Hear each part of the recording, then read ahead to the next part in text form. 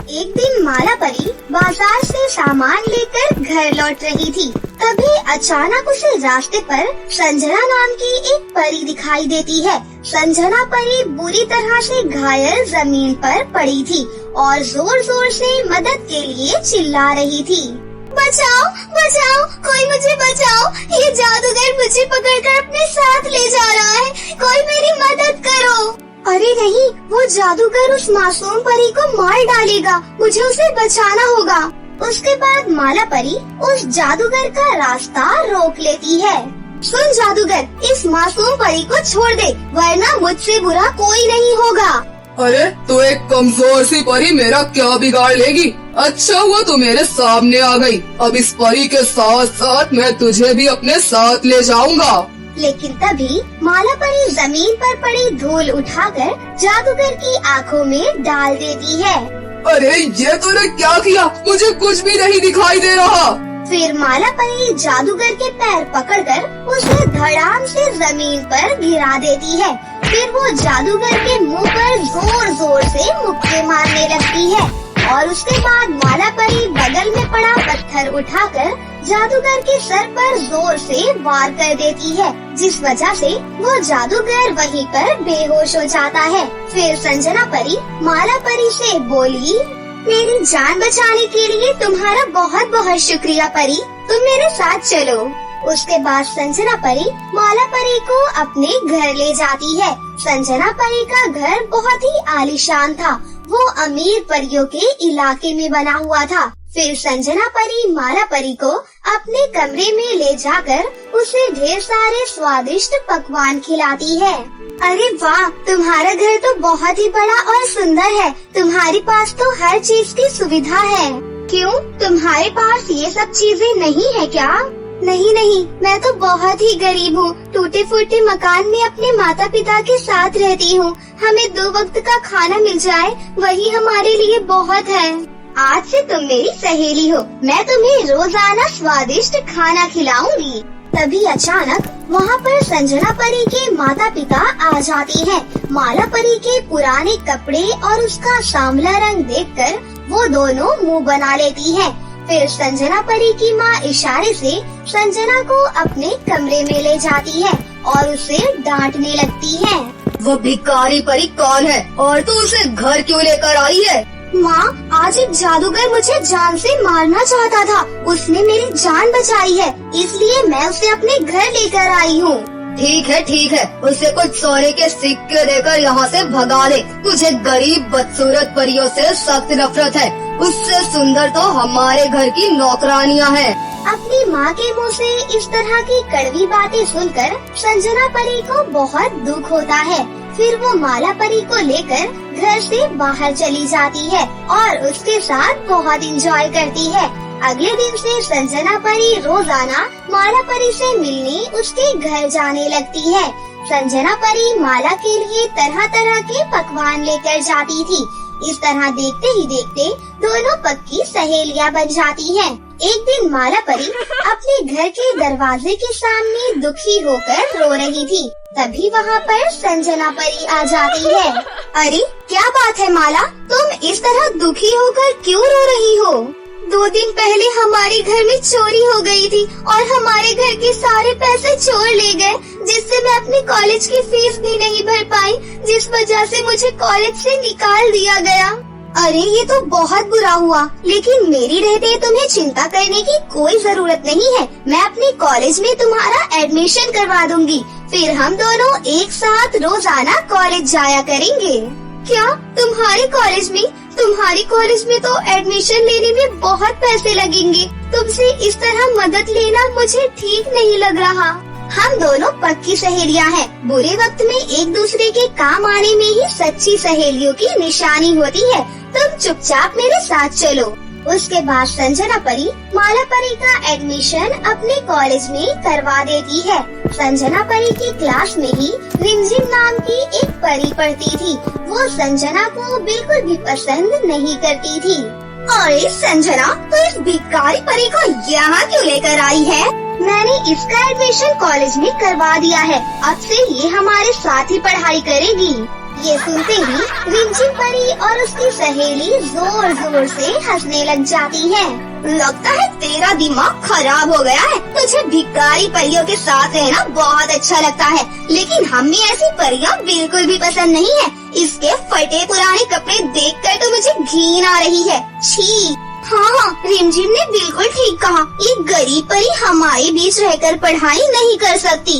ये सब सुनकर संजना परी को बहुत गुस्सा आता है। उसके बाद वो प्रिंसिपल के ऑफिस में जाकर रिमझिम परी और उसकी सहेली की शिकायत कर देती है। प्रिंसिपल रिमझिम परी के साथ साथ उसकी सहेली को भी खूब डांट लगाते हैं। उसके बाद माला परी बिना किसी तकलीफ के संजना के साथ उसके कॉलेज में पढ़ाई करने लगती है। देखते ही देखते काफी समय बीत जाता है।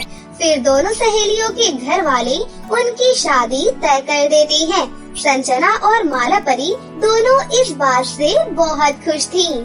तुझे पता है, जिस मेकअप आर्टिस्ट से रानी परी अपना मेकअप करवाती है ना, उसी मेकअप आर्टिस्ट से मैंने हम दोनों के मेकअप की अपॉइंटमेंट ले ली है। अरे बाप रे, पर वो मेकअप आर्टिस्ट तो बहुत पैसे लेगा। मेरे रहते तुझे फिक्र करने की कोई जरूरत नहीं है, मैं सब कुछ संभाल लूंगी। लेकिन फिर अगले दिन लड़के वाले माला परी के घर आते हैं और उसके माता पिता से दहेज की मांग करने लगते हैं। अरे, शादी तय करते वक्त तो आप लोगों ने दहेज की कोई बात नहीं की थी, फिर आप अचानक दहेज क्यों मांग रहे हो? हर लड़की के माता पिता को दहेज देना ही पड़ता है, इसमें कौन सी नई बात है। हमें 8 लाख सोने के सिक्के चाहिए, वरना हम ये शादी नहीं करेंगे। 8 लाख सोने के सिक्के देने की तो हमारी हैसियत ही नहीं है। हम कुछ नहीं जानते। अगर तुमने सोने के सिक्के नहीं दिए तो ये शादी नहीं होगी। फिर आखिरकार मजबूर होकर माला परी के माता पिता घर बेचकर दहेज देने का फैसला कर लेते हैं। लेकिन इस बात से माला को बहुत दुख होता है। अगर मेरे माता पिता ने घर बेच दिया तो फिर उन दोनों के पास रहने की कोई भी जगह नहीं बचेगी। इस बुढ़ापे में उन दोनों को दर दर की ठोकरें खानी पड़ेंगी। नहीं नहीं, कुछ भी हो जाए, मैं अपने माता पिता को दुखी नहीं देख सकती। अब मैं ये शादी नहीं करूँगी। मैं जा रही हूँ यहाँ से। उसके बाद माला परी बिना किसी को बताए घर छोड़कर चली जाती है। दूसरी तरफ 2 दिन बीत जाने पर भी माला परी घर नहीं आती, इसलिए उसके माता पिता उसे चारों तरफ ढूंढने लगते हैं। उधर संजना परी भी माला को ढूंढने में व्यस्त हो जाती है। फिर आखिरकार कुछ दिनों के बाद संजना को माला परी आखिरकार मिल जाती है। माला के मिलने से संजना उसके गले लगकर रोना शुरू कर देती है। मैं तेरी पक्की सहेली हूँ और जिंदगी भर तेरा साथ दूंगी। मेरे माता पिता के दोस्त के बेटे के साथ हमने तेरी शादी तय की है। हमने लड़के को तेरी फोटो दिखाई थी, वो तुझे पहली नजर में ही पसंद करने लग गया है। चल, आज हम दोनों की एक ही मंडप में शादी होगी। उसके बाद संजना परी माला परी को अपने घर ले जाती है। दूसरी तरफ माला परी के साफ मन और उसके अच्छे स्वभाव के बारे में जानने के बाद संजना परी के माता पिता का बर्ताव भी माला के लिए पूरी तरह से बदल चुका था।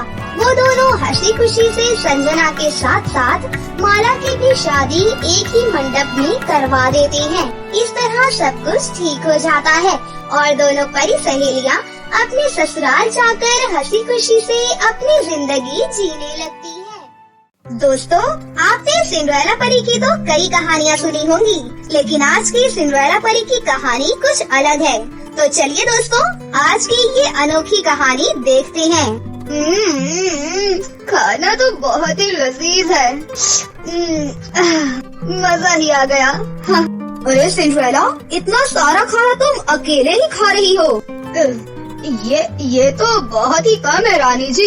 इसके बाद तो मैं पाव भाजी और समोसे भी खाने वाली हूँ।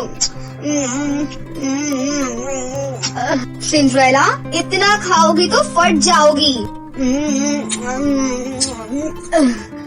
अरे मुझे कुछ नहीं होगा, खाना खाकर ही तो मैं हूँ।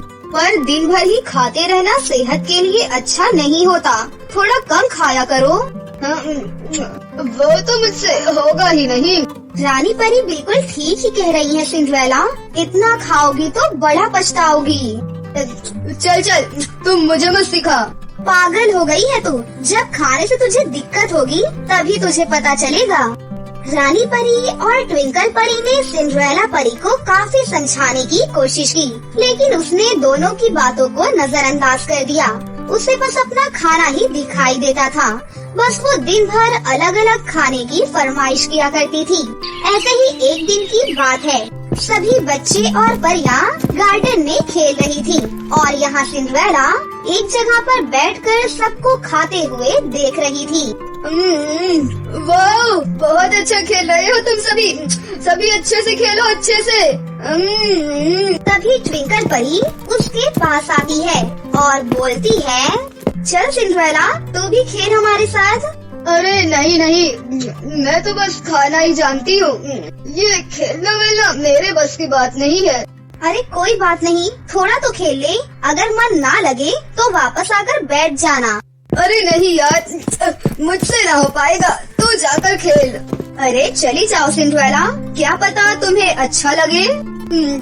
ठीक है, अगर आप कहती हैं तो चली जाती हूँ। फिर रानी परी के कहने पर सिंड्रेला खेलने चली गई।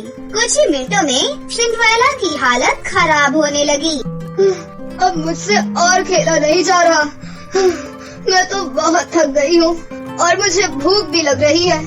तुम लोग खेलो, मैं तो जा रही हूँ पिज्जा खाने के लिए। अरे सिंड्रेला, तुझे तो अभी सिर्फ 5 ही मिनट हुए हैं खेलते हुए और तू अभी से थक गई? हाँ, अरे मैं बहुत दिनों से खेल नहीं रही हूँ ना, इसीलिए हो गया होगा। फिर भी सिंड्रेला, हम लोग भी पूरे 1 महीने के बाद खेल रहे हैं, लेकिन देख हम में से कोई भी नहीं थका। चल चल, मुझे मत सिखा, मैं तो चली लार्ज साइज पिज्जा खाने। Bye bye. इतना बोलकर सिंड्रेला परी वहाँ से चली गई। सिंड्रेला परी के जाने के बाद तभी वहाँ पर रानी परी आ गई। सिंड्रेला की हालत बिगड़ती ही जा रही है, हमें कुछ न कुछ तो करना ही पड़ेगा। हाँ रानी परी, वो आजकल बहुत ज्यादा खा रही है, इतना कि उसे पता भी नहीं चल पा रहा कि वो और भी मोटी होती जा रही है। अगर ऐसा ही चलता रहा तो वो कुछ ही समय बाद चल फिर भी नहीं पाएगी। बिल्कुल सही कहा तुमने, इसका कुछ तो करना ही पड़ेगा। ट्विंकल परी, तुम राजमहल में आ जाओ। इतना बोलकर रानी परी वहाँ से चली गई और इधर ट्विंकल परी राजमहल में आकर रानी परी का इंतजार करने लगी। तभी रानी परी वहाँ पर आ गई। क्या हुआ रानी परी, क्या बात करनी है? मुझसे सिंड्रेला की हालत अब देखी नहीं जा रही है, कुछ आइडिया सोचो जरा। एक काम करते हैं, परी लोग का वाईफाई कनेक्शन बंद कर देते हैं, जिसकी वजह से सिंड्रेला बाहर से ये फास्ट फूड ऑर्डर नहीं कर पाएगी और अपने रसोई घर में बनने वाला खाना भी कम करवा देते हैं, जिससे वो कम खाएगी। बिल्कुल, ये बहुत अच्छा आइडिया है, हम आज से ही ऐसा करेंगे और साथ ही अब रसोई में सिर्फ सैलेड और हरी सब्जियां ही बनेंगी। सुनो परियों, अभी परी लोग के वाईफाई कनेक्शन को काट दो। जी रानी परी जी। उसके बाद वो परी जाकर परी लोग के वाईफाई कनेक्शन को काट देती है। अरे यार, भूख बहुत लग रही है, क्यों न कुछ खाने के लिए मंगवाया जाए। आज तो नूडल्स ऑर्डर करूँगी। फिर जब वो ऑर्डर करने जाती है तब नेट ही नहीं चलता, जिससे वो उदास हो जाती है और बोलती है, अरे ये नेट क्यों नहीं चल रहा, लगता है कोई खराबी आ गई है। ओफो, कोई बात नहीं, रसोई में जाकर देखती हूँ खाने के लिए क्या बना है। इसके बाद सिंड्रेला परी रसोई घर में जाने लगी और रसोई घर में आकर बावर्ची परी से बोली, आज खाने में क्या बना है? आज सैलेड बना है, सबने कहा आज सबको सैलेड खाना है। छी, सलाद कौन खाता है? खाना है तो यही खाना है और नहीं खाना तो भी यही खाना है। तुम चुप करो, मैं ये सब नहीं खाने वाली। इतना बोलकर सिंड्रेला परी गुस्से में वहाँ से चली गई और अपने कमरे में आ गई। फिर वो बैठकर सोचने लगी, ओहो, क्या करूं? मैं भूखी भी तो नहीं रह सकती, कुछ समझ ही नहीं आ रहा। हाँ, अरे हाँ, बगल वाले घर से वाईफाई का पासवर्ड ले लेती हूँ। ये सोचकर सिंड्रेला परी अपने बगल के घर में जाने लगती है और वहाँ पर रहने वाली परी से बोलती है, अरे बहन, जरा मुझे अपनी वाईफाई का पासवर्ड दे दो। वो क्या है ना, हमारे वाईफाई में कुछ प्रॉब्लम आ गई है।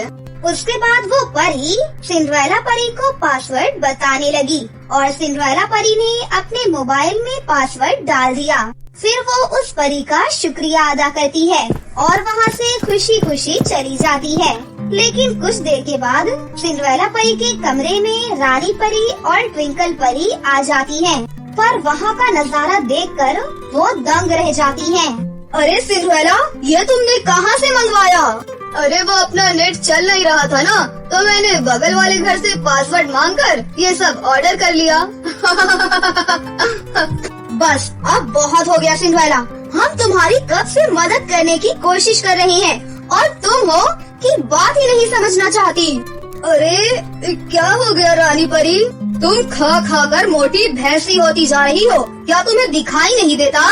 क्या मतलब कि तुम मोटी हो गई हो? थोड़ा ध्यान रखो वरना आगे बहुत बुरी हालत हो जाएगी। कोई बात नहीं, मैं जैसी भी हूँ वैसी ही ठीक हूँ। यहाँ रानी परी सिंड्रेला परी को समझा रही थी और वहाँ पूरे राजमहल में आग लग गई थी, जिस वजह से सभी परियां यहाँ वहाँ भागने लगी और सब जल्दी जल्दी महल से बाहर निकलने लगे। हे ऊपर वाले, ये क्या हो गया? चलो जल्दी यहाँ से निकलो, जल्दी निकलो। चलो सिंड्रेला, तुम भी निकलो, हमारे पीछे आओ जल्दी। उसके बाद रानी परी और ट्विंकल परी जल्दी जल्दी जाने लगी और सिंड्रेला परी भी उनके पीछे पीछे चलने लगी। उसके बाद वो सभी लोग जल्दी से महल से बाहर निकल गए, लेकिन वहीं सिंड्रेला परी चलते चलते थक गई और वहीं पर खड़ी हो गई। अरे मुझे भी ले चलो, मुझसे भागा नहीं जा रहा है। सभी राजमहल से बाहर चले गए, लेकिन सिंड्रेला परी अंदर ही फंसी रही, उससे भागा भी नहीं जा रहा था, जिस वजह से वो थक हार कर वहीं पर बैठ गई। जिसके बाद रानी परी ने क्रेन को बुलाकर सिंड्रेला परी को वहाँ से बाहर निकलवाया और इस तरह वो महल से बाहर आई और बाहर आने के बाद उसने एक लंबी सी सांस ली। थैंक यू रानी परी, आज आप नहीं होती तो मैं तो आज बच ही नहीं पाती, मेरा तो आज तंदूरी ही बन जाता। देखा तुमने खा खा कर अपना कितना बुरा हाल कर लिया है। तुम आज अपनी शक्तियों का भी इस्तेमाल नहीं कर पा रही हो, तुम इतनी भारी हो गई हो कि तुम अब उड़ भी नहीं पा रही हो। मुझे समझ आ गया कि मैंने अपने शरीर का कितना बुरा हाल किया हुआ है। मैं आज से ही अपने खाने पर रोक लगाऊंगी और मैं कल से जिम भी जाऊंगी, जिससे मैं अपना वजन कम कर पाऊंगी। बहुत अच्छा, ये हुई ना बात। सिंड्रेला परी ने अगले दिन से ही जिम ज्वाइन कर लिया, साथ ही अपने खाने पर भी कंट्रोल करना शुरू कर दिया। पूरे 1 साल तक मेहनत करने के बाद सिंड्रेला परी ने अपना वजन कम कर लिया और अब वो बहुत ज्यादा सुंदर भी हो गई थी, जिससे परी लोग की सभी परियां बहुत खुश हुई और सिंड्रेला परी को उसकी मेहनत के लिए शाबाशी दी। उस दिन के बाद से सभी लोग हंसी खुशी से रहने लगे। तो दोस्तों, कभी भी मेरी तरह ज्यादा फास्ट फूड मत खाना, नहीं तो आप भी मेरी तरह मोटे हो जाओगे। एक गांव में प्रिया अपनी माँ सुरेखा के साथ रहती थी। प्रिया गांव के ही एक छोटे से स्कूल में पढ़ती थी। वहीं सुरेखा मिट्टी के बर्तन बनाकर उन्हें बाजार में बेचती थी। प्रिया के पास ज्यादा अच्छे कपड़े और खिलौने नहीं थे, इसलिए गांव के सभी बच्चे हमेशा उसका मजाक बनाते थे। उसी गांव के सरपंच का एक बेटा था जिसका नाम सागर था। सागर प्रिया का बहुत अच्छा दोस्त था। फिर एक दिन, सुनो बेटा, गांव की नदी से थोड़ी मिट्टी ले आओ, मुझे बहुत सारे मटके का ऑर्डर आया है। ठीक है माँ, मैं मिट्टी लेकर आती हूँ। प्रिया नदी से मिट्टी लेने के लिए चली जाती है और वहाँ से मिट्टी लेकर लौटती है तो रास्ते में उसे सागर मिलता है। अरे प्रिया, आज मेरा जन्मदिन है और मेरे घर पर जन्मदिन की बहुत बड़ी पार्टी है, तुम शाम को मेरे घर पर जरूर आना। प्रिया ये सुनकर बहुत खुश होती है। ठीक है सागर, मैं शाम को तुम्हारी पार्टी में जरूर आऊंगी। फिर प्रिया खुशी खुशी अपने घर आ जाती है। माँ, आज खाना मैं बाहर ही खाऊंगी, आप अपना खाना खुद ही बना लेना। वो सब तो ठीक है बेटा, लेकिन बाहर कहाँ खाओगी? अरे माँ, गांव के सरपंच के बेटे सागर का आज जन्मदिन है। वो मेरा बहुत अच्छा दोस्त है माँ, इसलिए उसने मुझे अपने जन्मदिन पर आमंत्रित किया है। अरे वाह, ये तो बहुत अच्छी बात है बेटा। ठीक है, तुम चली जाना, लेकिन समय से घर लौट आना। शाम की पार्टी के लिए प्रिया अपने कपड़े देखने लगती है। अरे, मैं इनमें से कौन से कपड़े पहनकर जाऊं? मेरे पास तो कोई अच्छी ड्रेस भी नहीं है। सब लोग मेरा कितना मजाक बनाएंगे। तभी वहाँ पर सागर आ जाता है। अरे प्रिया, क्या हुआ? तुम इतनी उदास क्यों हो? सागर, मेरे पास अच्छे कपड़े नहीं है। मैं अपने ये कपड़े पहनकर आई तो सब लोग मेरा बहुत मजाक उड़ाएंगे, इसलिए सॉरी सागर, मैं शाम को नहीं आ पाऊंगी। अरे कोई बात नहीं, कपड़ों से इंसान की पहचान नहीं होती। इंसान की पहचान तो उसके विचार और कर्मों से होती है। तुम तो वैसे भी बहुत अच्छी लगती हो प्रिया, हमेशा दूसरों की मदद करती रहती हो। पार्टी में आज शाम को तुम जरूर आओगी। मुझे कुछ भी नहीं पता, मैं बस तुम्हें यही कहने आया था। अब मैं चलता हूँ। सागर की बातें सुनकर प्रिया खुश हो जाती है और अपनी पुरानी ड्रेस पहनकर बर्थडे पार्टी में चली जाती है। पार्टी में उसे स्कूल की दोस्त सूजी और इमली मिलती है। अरे प्रिया की बच्ची को देखो, इतनी बड़ी पार्टी में इतने गंदे कपड़े पहनकर आई है। ए प्रिया की बच्ची, तेरे पास अच्छी ड्रेस नहीं है क्या? ओहो, तुम कैसी बातें कर रही हो? इसकी माँ तो मटके बनाती है, मटके। इसके लिए ड्रेस कहाँ से ले पाएंगी? मुझे तो इसके अंदर से भी गोबर जैसी बदबू आती है। बिल्कुल सही कह रही हो तुम। छी छी, कितनी गंदी बदबू आ रही है। अरे प्रिया, तुझे पार्टी में आने की क्या जरूरत थी? अगर हमें बोलती, हम तेरा खाना घर पर ही भिजवा देते। इतना कहकर दोनों सहेलियां हंसने लग जाती हैं और प्रिया रोते रोते वहाँ से चली जाती है और एक नदी के किनारे जाकर बैठ जाती है। ये दोनों चुड़ैल बहुत ज्यादा ही बनती हैं। इनके पास पैसा है तो कितना इतराती हैं। अब हम गरीब हैं तो इसमें मेरी क्या गलती है? वही नदी के दूसरी तरफ एक चुड़ैल नहा रही थी। उसका बहुत ही सुंदर सोने का सूट तैरकर नदी के दूसरे किनारे पर आ जाता है। अरे वाह, कितना सुंदर सूट है, लेकिन ये है किसका? प्रिया तुरंत ही नदी में कूद जाती है और उस सूट को निकालकर बाहर ले आती है। अरे ये किसका सूट है? कितनी देर से पानी में गिरा हुआ है, लेकिन फिर भी गीला ही नहीं हुआ। ये किसका हो सकता है? प्रिया वहाँ बैठकर काफी देर तक इंतजार करती है, लेकिन उस सूट को लेने के लिए कोई भी नहीं आता। लगता है ये सूट किसी का भी नहीं है, कोई इसे फेंक कर चला गया। कितना सुंदर सूट है, मैं जल्दी से इसे पहन लेती हूँ। वैसे भी मुझे बहुत जोरों की भूख लगी है, कम से कम उसकी पार्टी में खाना तो खा लूंगी। प्रिया जल्दी से वो सूट पहन लेती है। सूट के पहनते ही प्रिया बहुत ही खूबसूरत हो जाती है और उसे पहन के फिर से सागर की पार्टी में चली जाती है। हर कोई प्रिया को देखकर हैरान रह जाता है। तभी सूजी और इमली प्रिया के पास आती हैं। क्यों रे प्रिया की बच्ची, अभी तो तू फड़ी हुई ड्रेस पहन कर आई थी, अब इतना सुंदर सूट कहाँ से लेकर आई है? अरे चुरा ली होगी कहीं से। अरे इसे कौन अपना सूट देगा? इतना सुंदर सूट खरीदने की तो इसकी औकात भी नहीं है। फिर दोनों सहेलियां जोर जोर से हंसने लग जाती हैं। तुम दोनों ज्यादा मत हंसो, ये मेरा ही सूट है। मेरी माँ मेरे लिए खुद लेकर आई है और तुम मुझसे हमेशा चिढ़ती ही रहो। और मैं ये भी चाहती हूँ कि इस वक्त मैं तुम दोनों से बहुत खूबसूरत दिख रही हूँ। प्रिया खाना खाकर अपने घर चली जाती है। तभी उस सूट से एक आवाज आती है, सुनो, ये सूट जादुई है, तुम इससे जो भी मांगोगी तुम्हें मिल जाएगा, लेकिन उससे पहले तुम्हें एक मंत्र पढ़ना होगा। बोलो झिंगा लाला। तुम इस तरह उन दोनों लड़कियों को भी सजा दिला सकती हो। वो दोनों तुम्हारे ऊपर कितना हंस रही थी। मुझे ये सब देखकर बहुत बुरा लगा। अच्छा, तो ये जादुई सूट है। तुम बिल्कुल सही बोल रहे हो, जादुई सूट। वो दोनों लड़कियां तो मेरे पीछे ही पड़ी हुई हैं। मुझे उन्हें अब सबक सिखाना ही होगा, तभी उनकी अकल थोड़ी ठिकाने पर आएगी। फिर प्रिया सूजी के पास जाती है।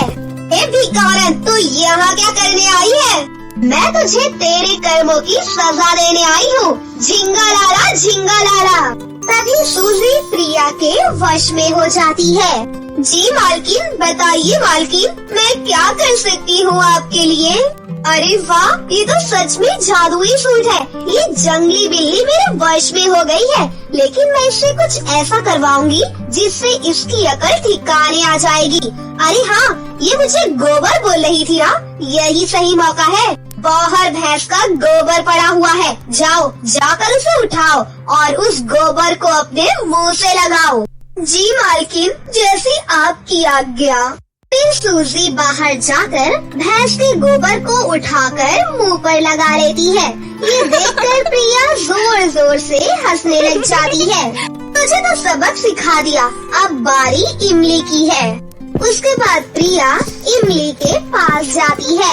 अरे ओ, तो यहाँ पर क्या कर रही है? तेरी हिम्मत कैसे हुई मेरे घर पर आने की? झिंगा लाला। तभी इमली भी प्रिया के वश में हो जाती है। बताइए मालकिन, मैं क्या कर सकती हूँ आपके लिए? तो अपने भाई के कमरे में जा और उसे एक जोर का थप्पड़ मार।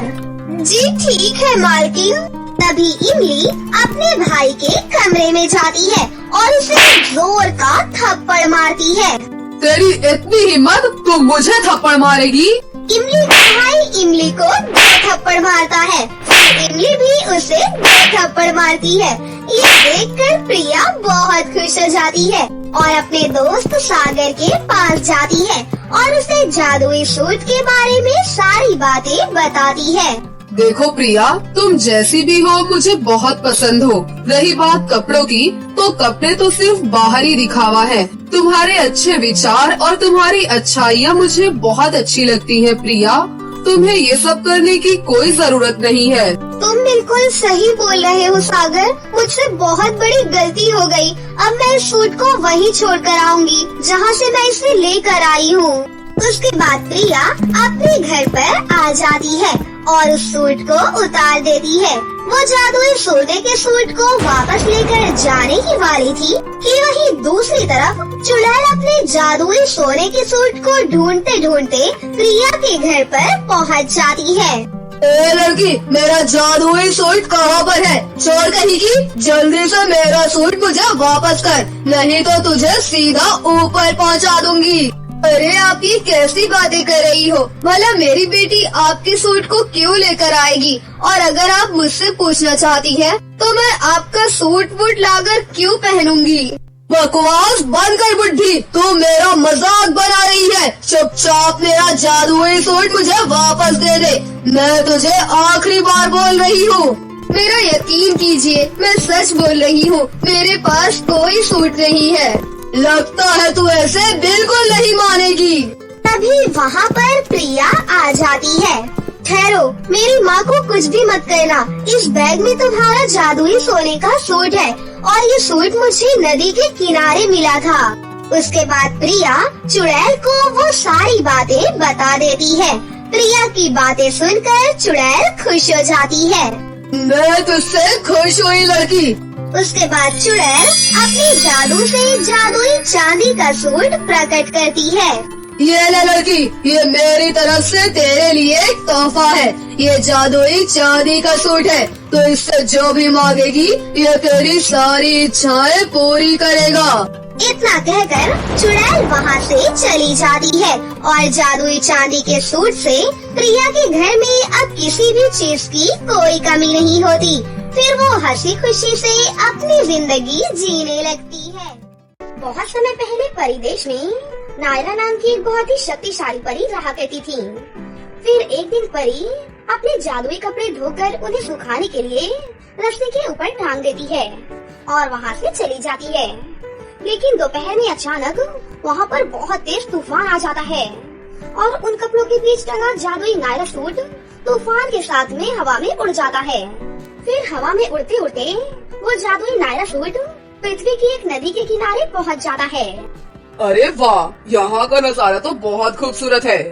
आखिरकार मुझे उस परी से छुटकारा मिल ही गया। अब मैं अपने तरीके से अपनी जिंदगी जीऊंगा। फिर थोड़ी देर के बाद गांव की कुछ लड़कियां नदी से पानी भरने के लिए वहां पर आती हैं। तभी उनकी नजर उस जादुई नायरा सूट पर पड़ती है। नायरा सूट को देखकर सभी लड़कियां लालच में पड़ जाती हैं। अरे ये तो नायरा सूट है जो आजकल बहुत ट्रेंड में चल रहा है। और देखो ये नायरा सूट तो बहुत ही खूबसूरत है। आखिर ये यहाँ कैसे आया? और वो देखो उस पर ढेर सारे चमकदार हीरे भी लगे हैं। अरे ये हीरे तो दिखने में बहुत ही कीमती लगते हैं। चलो इस नायरा सूट को उठाकर अपने गांव में लेकर चलते हैं। उसके बाद इस पर लगे सारे हीरे बाजार में बेच देंगे, जिसके बाद हमारी गरीबी दूर हो जाएगी।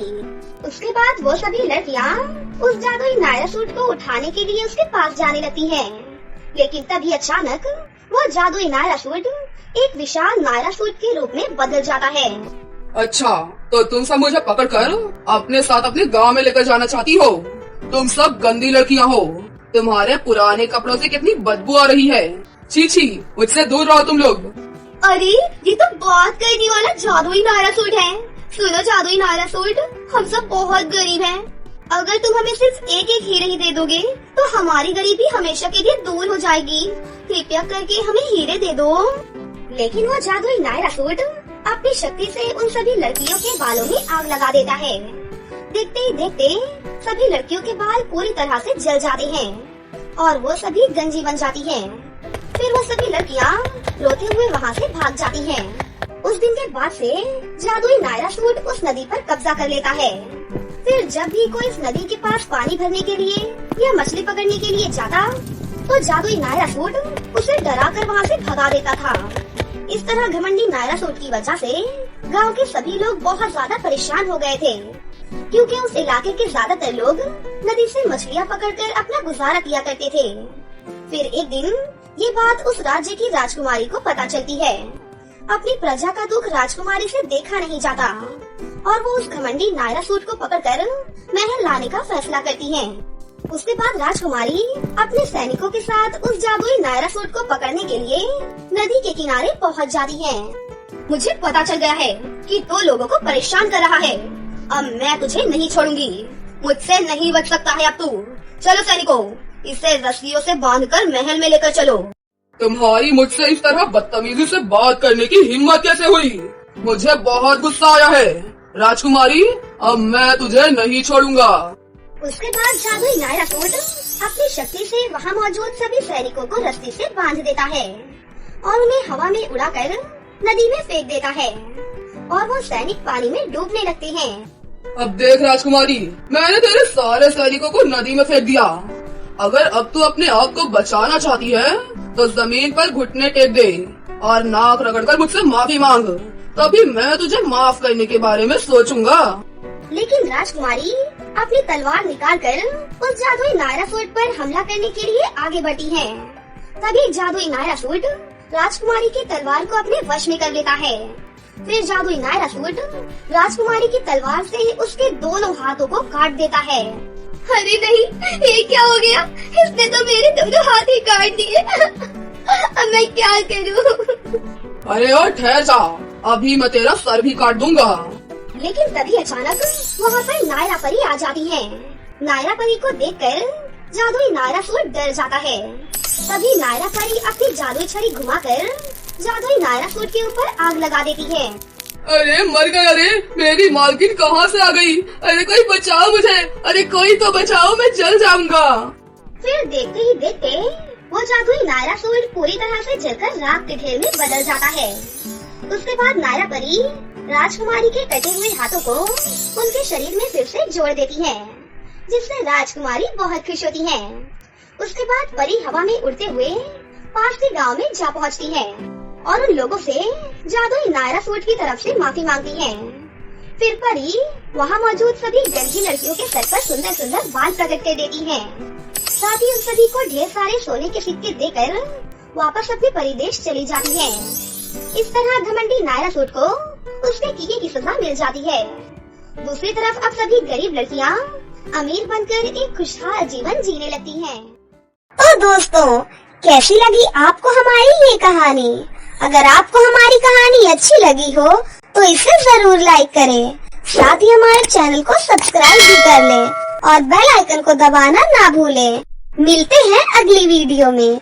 धन्यवाद।